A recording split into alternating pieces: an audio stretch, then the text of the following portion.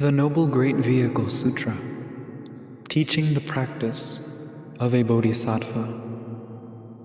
Homage to all Buddhas and Bodhisattvas. Thus did I hear at one time. The Blessed One was dwelling at the Kutagara Shala in the forest outside Vaiśālī, together with a great assembly of 1,000 monks. All of them were worthy ones, whose defilements were exhausted. They were without afflictions and in control. Their minds were perfectly free, and their insight was perfectly liberated. They were of noble birth. They were great elephants who had completed their objectives and done what must be done. They had laid down their burdens and fulfilled their aims. They had eliminated that which binds to existence.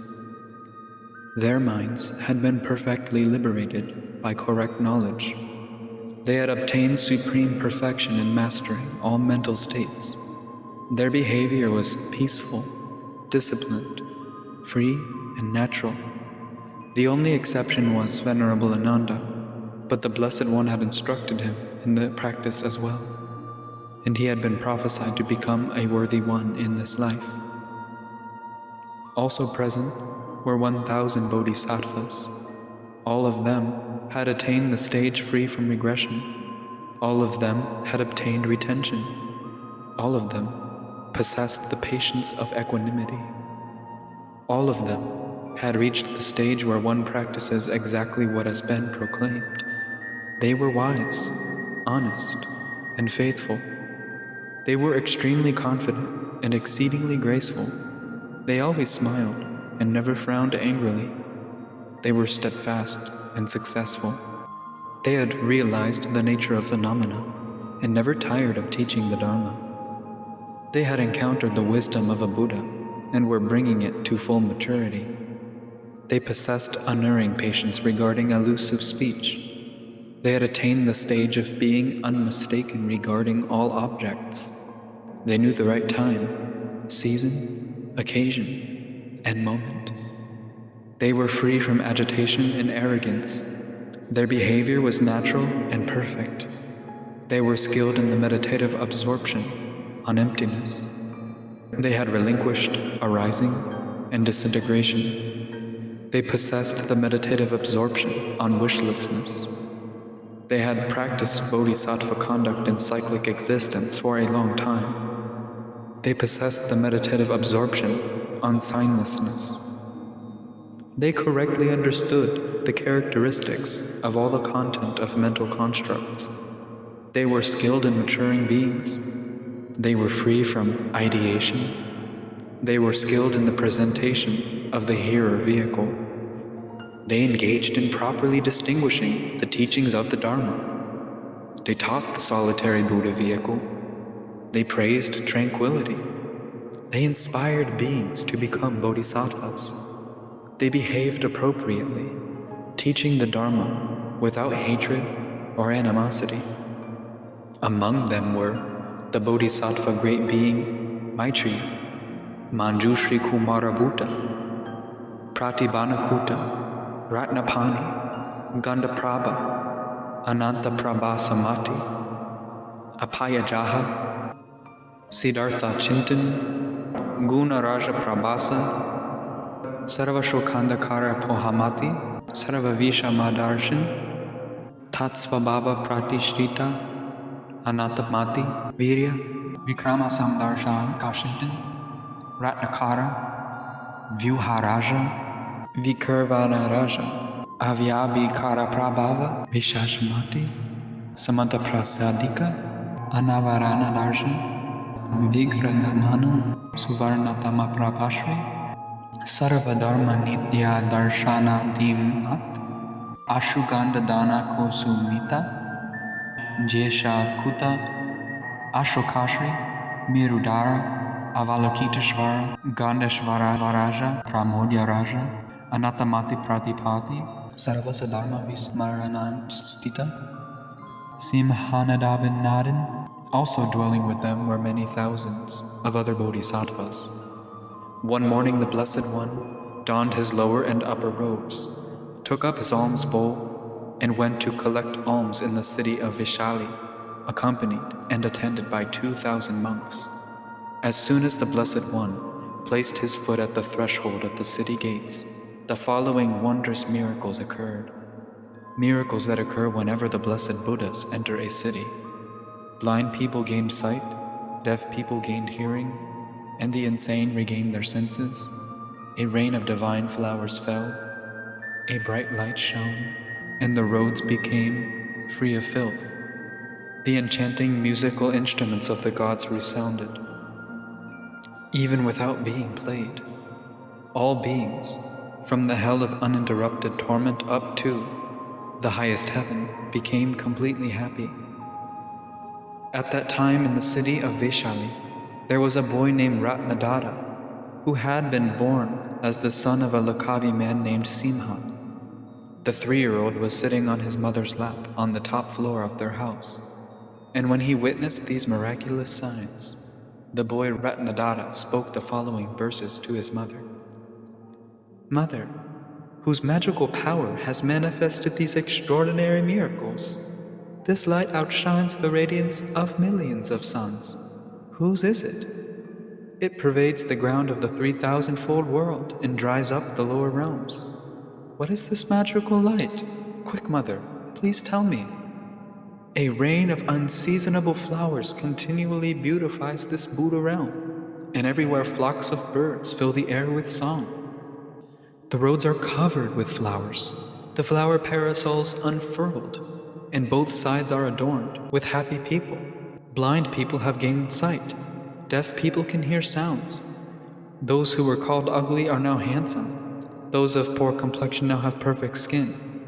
The bewildered have regained their senses, the mute can speak clearly, and beings who had no love in their hearts are now filled with love. Quick, mother, tell me, who is this extraordinary being who moves throughout the worlds with the power to perform such miracles?" Ratnadatta's mother answered him in the following verses. "He is a pure being with supreme conduct, a stainless victor without harmful intent, who is beyond thought and utterly pure. He is powerful, exalted in precious virtues. He is the world's protector, refuge, and guide. This is our kinsman, the thus gone one, a wise man come to beg alms, who does not adhere to worldly duty. He does not entertain mundane thoughts, such as pleasant or unpleasant. The Lord engages in conduct without being stained, like a lotus born from the water. This intelligent one eliminates doubt. He benefits beings and is compassionate. Now this leader has come here to dispel the suffering of beings. Praise does not delight him, and blame does not upset him. He has abandoned anger and attachment, and moves freely like the wind. He is a sublime Dharma king who has mastered profound wisdom and is learned in the ultimate meaning. The teacher of beings has come. He teaches the middle way that is free from grasping at existence or non-existence. He possesses the path of Dharma and is peaceful. He has abandoned all types of dependence. The one for whom wisdom is the aggregate's lack of self, who has gathered the accumulation of merit. The blissful one, the guide of the world, whose form is boundless, has come today. His hair is coiled to the right and is soft, shiny, and curly. It is black, not matted, and perfectly adorns his head. His Ushnisha circles to the right, its hair is coiled, and it is perfectly placed. It resembles the peak of Mount Meru, so beautiful is its shape. The middle of his brow is adorned with a curled hair that is smooth and turns to the right. Its radiance is far brighter than a lattice of pure crystalline rays. His eyes are beautiful, like blue lotus flowers. He has perfect eyelashes like a cow. He has a peaceful gaze without redness or agitation. He has a jaw like a glorious lion, and he always has a smile on his face. His lips are red like a bimba fruit. His beautiful face attracts all embodied beings. He has an abundance of great power and strength, the strength of hundreds of merits. The rows of his teeth have a beautiful shine, and they are even and perfectly spaced. His teeth are pure white, his tongue is very long and thin, and with it he can completely cover the surface of his own face. The head of the Glorious One is like a parasol. Likewise, his nose is prominent. His complexion is like refined gold, and he has a beautiful forehead. His eyebrows are very pleasant, and the color of blue sapphire. His peaceful eyes are beautiful, and extend toward his ears. His earlobes are long and dangling. His face is more beautiful than an autumn moon, and resembles a perfectly pure lotus. It is radiant, pure, and clear. His speech is steady and eloquent, and his voice is kind, pleasing, and soft. It satisfies beings, like the call of a sparrow, the sound of a peacock, a swan, kinnara, a parrot, a mina, and a cuckoo, of thunder, a crane, a pheasant, a flute, the beat of a clay drum, and anything else, however pleasant, does not match a 16th of the voice of the thus gone one. It is inspiring yet soft. It is sweet and gentle, endearing, pleasing and clear. It is flawless and fearless. Like a steady rain for the hopeful, it satisfies and pacifies the mind. It is uncorrupted, unmistaken, perfectly peaceful, pure, and also easy to comprehend. It is auspicious, sweet, meaningful, and possesses all good qualities. His poetic embellishments are perfect. His speech inspires virtue. Beings with different inclinations and different interpretations have faith in what he says and become exceedingly happy. His voice reaches all beings who abide in the world systems of the 10 directions, and the words of the Protector are rendered meaningful to all those beings. That sage, supreme among beings, has a neck like a conch and rounded shoulders. He is broad-chested, and the 7 parts of his body are convex. His arms are very long, his skin the color of gold. He is as tall as the wish-fulfilling tree, his girth like a banyan.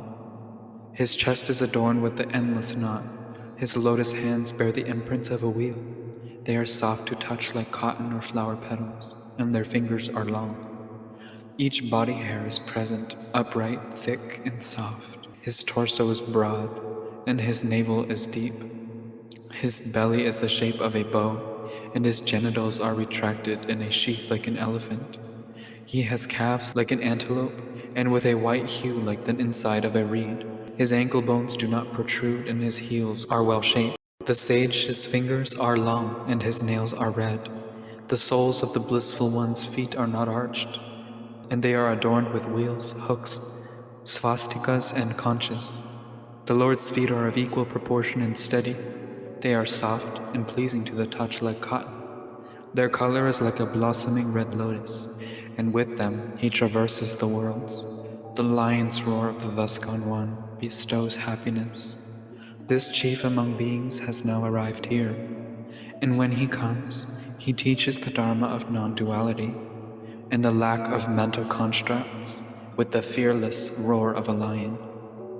Then the boy Ratnadatta said to his mother, "Mother, put me in the window so I can see the thus gone one."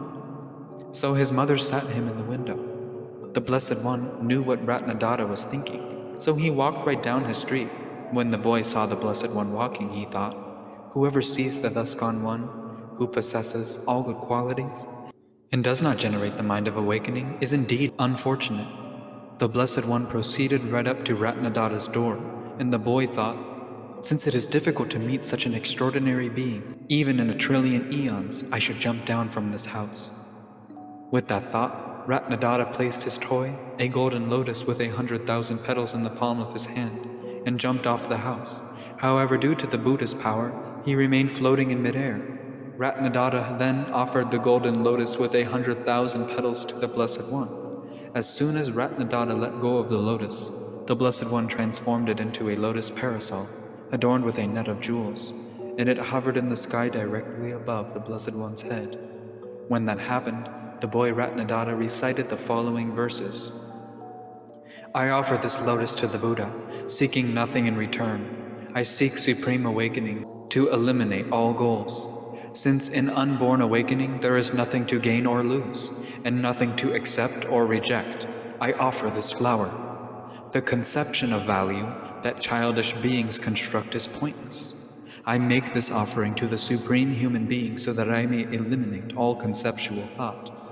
I do not offer this flower so that a result will ripen for me. I offer this lotus blossom to eliminate all existent things. In my Buddha realm, one will follow only the vehicle of the Supreme Victor.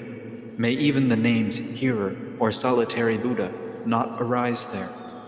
Then Venerable Maudgalyāyana recited the following verse to the boy Ratnadatta. Although you make this offering out of faith in such a teacher, your understanding is mistaken. How, then, will you become a Buddha? Ratnadatta replied to Venerable Maudgalyāyana with the following verses. All these entities are unborn. Conditioned things are hollow and void. How could such phenomena have any substance? You wear saffron monastic robes and grasp at the state of a worthy one, but aren't consciousness and its domain simply empty? The millions of Buddhas are not pleased by having recourse to apprehending. Those millions perceive only questions, and there is not one of them who does not find joy in that. Maudgalyāyana, do you still engage in apprehending? Can someone who thinks as you do even purify a gift? Venerable Maudgalyāyana replied to Ratnadatta, saying, Child, tell me, has the thus gone one not become a complete Buddha who has manifested unsurpassed and perfect awakening?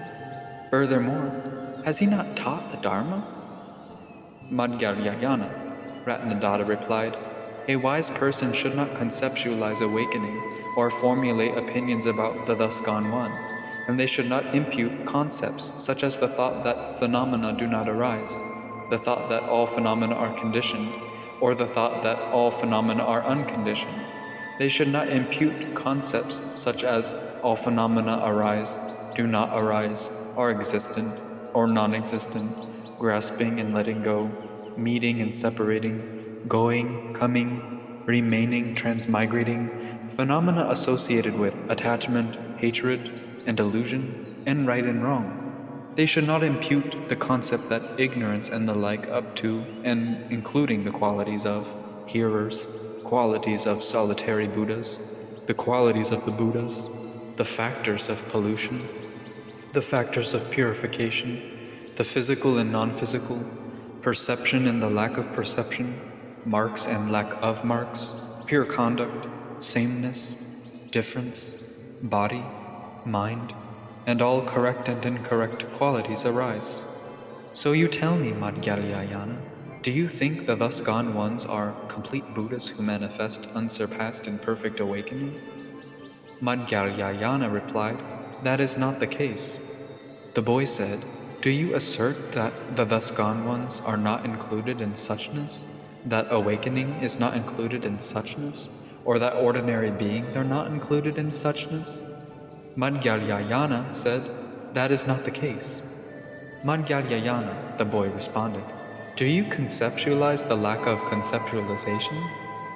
I teach by means of the conventions of the world, Maudgalyāyana replied. The boy continued, Maudgalyāyana, the world is a fake, deceptive, and illusory appearance that tricks childish beings. If the world is a fake and deceptive phenomenon, said Maudgalyāyana, then this teaching is also a fake and deceptive phenomenon. Why, then, do you teach it? Maudgalyāyana, answered the boy, phenomena cannot be demonstrated.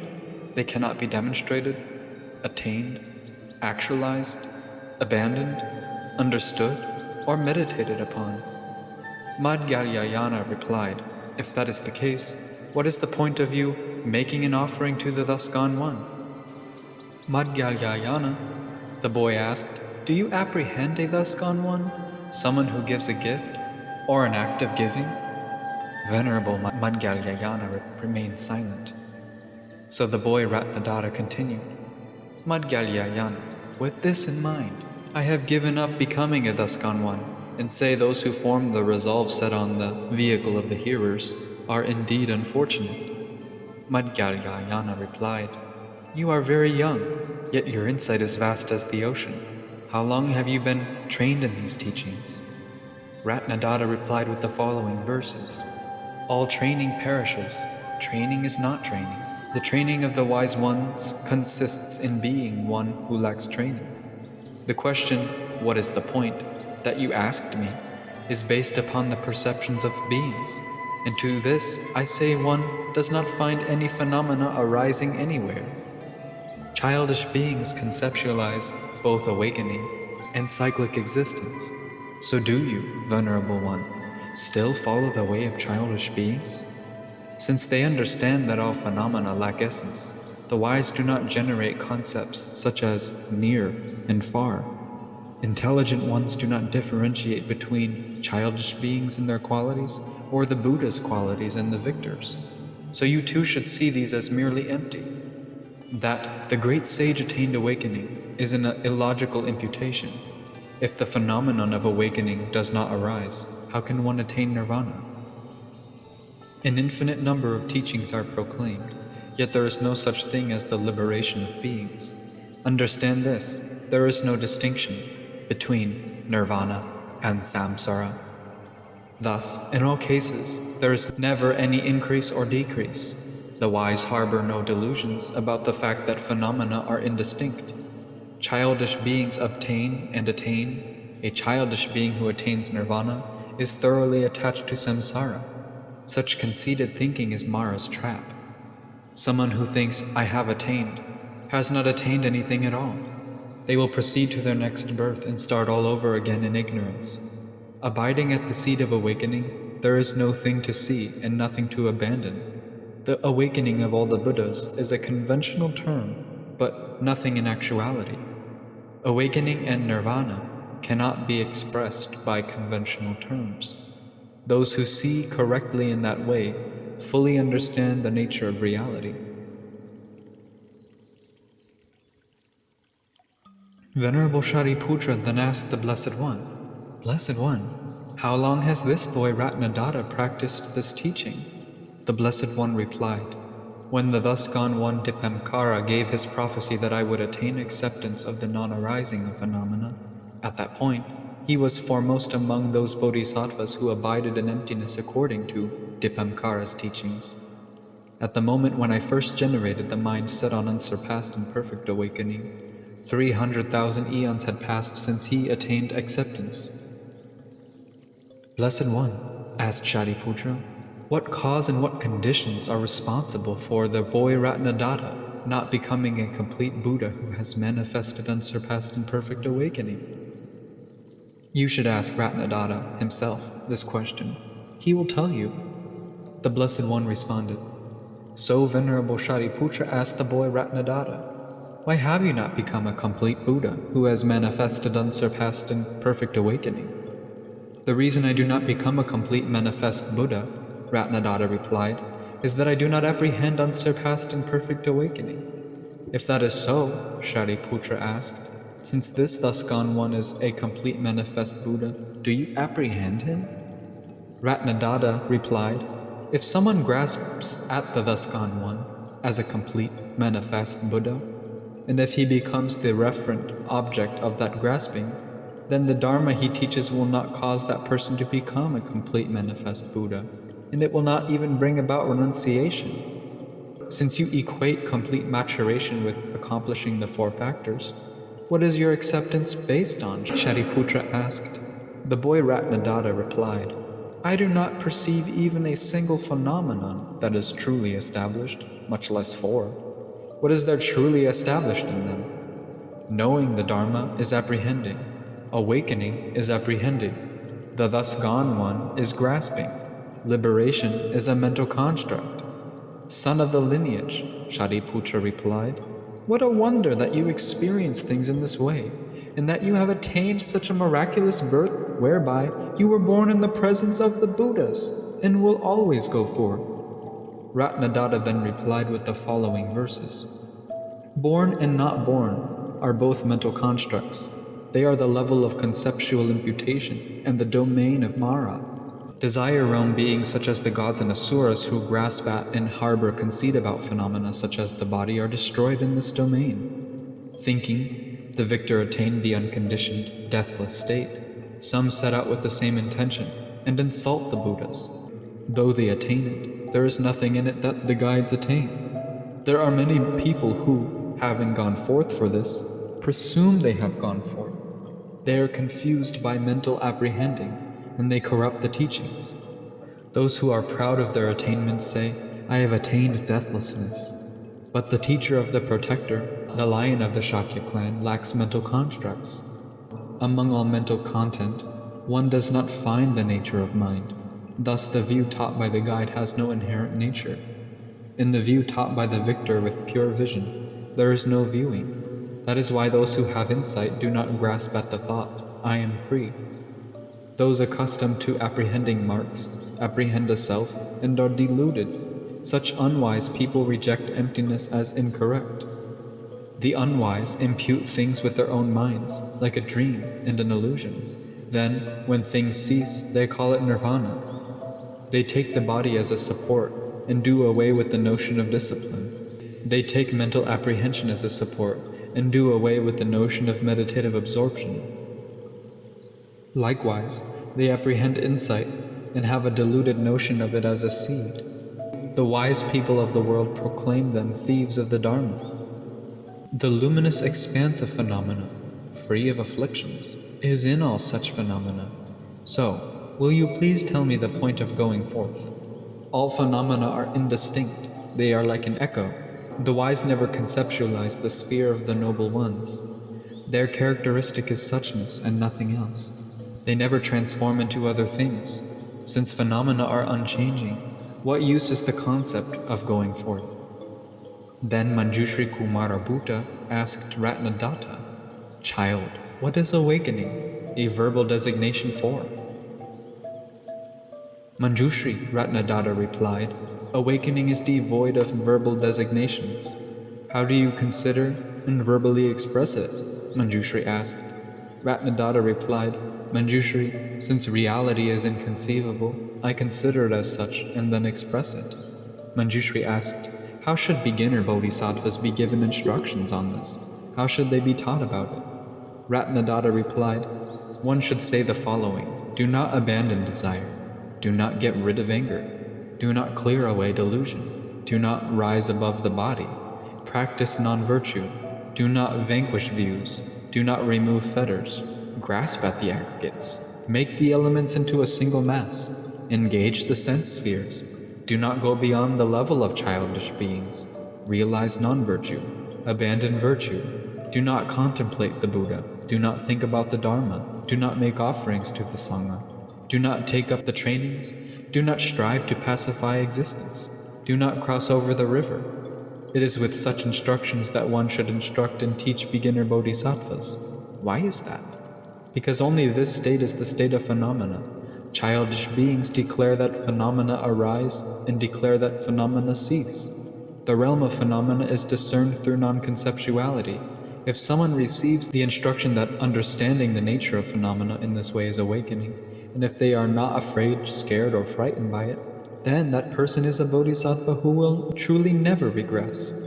That bodhisattva who has reached the stage free from regression should be considered a fortunate one. Through these instructions, one should give rise to true joy again and again. At that point, 8 monks who maintained the view of apprehending refused to follow this Dharma teaching, rejected it, and left the assembly. They all vomited warm blood and died, and after they died they were reborn in the great wailing hell. At that point, Mañjuśrī Kumara Buddha alerted the Blessed One, saying, see how those monks have suffered such great harm by listening to this Dharma teaching?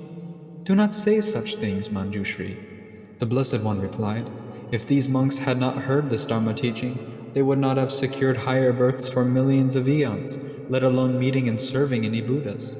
Since they just listened to this Dharma teaching with doubt, they are right now dying and transmigrating from the great wailing hell and being reborn among the gods in the heaven of joy. For 68 eons, they will serve billions of thus gone ones. In all these lives they will only take miraculous birth and become universal monarchs. In a later eon, they will become thus gone ones, worthy ones, perfect complete Buddhas known as Vimalaprabhāśa.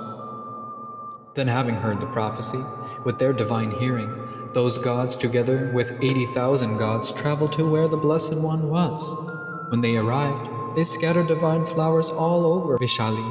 They rejoiced in this Dhamma teaching, saying, "Blessed One, we rejoice. Please cause the system of the awakening of the thus gone ones to flourish." The moment that they rejoiced in this way, their progress toward unsurpassed and perfect awakening became irreversible. 84,000 beings of the great city of Vaiśālī also attained irreversible progress toward unsurpassed and perfect awakening. 12,000 beings removed the dust from the Dharma eye that sees all phenomena, rendering it stainless and pure. The Blessed One continued to address Mañjuśrī Buddha, saying, "Mañjuśrī, since someone who listens to this Dharma teaching with doubt generates far greater merit than a bodhisattva who practices the 6 perfections without skillful means for 100,000 eons, why mention someone who has no doubt when they hear it? And why mention those who write it down, explain it, hold it, and teach it extensively to others? Therefore, Mañjuśrī, those who want to attain the state of a worthy one should train in this teaching. Those who want to attain the state of a solitary Buddha should train in this teaching. And those who want to become a complete Buddha, who manifests unsurpassed and perfect awakening, should train in this teaching." The boy Ratnadatta then said to his mother, "Mother, please give me some food, and I will offer it to the Blessed One." Ratnadatta's mother filled a metal bowl with delicious food and gave it to the child.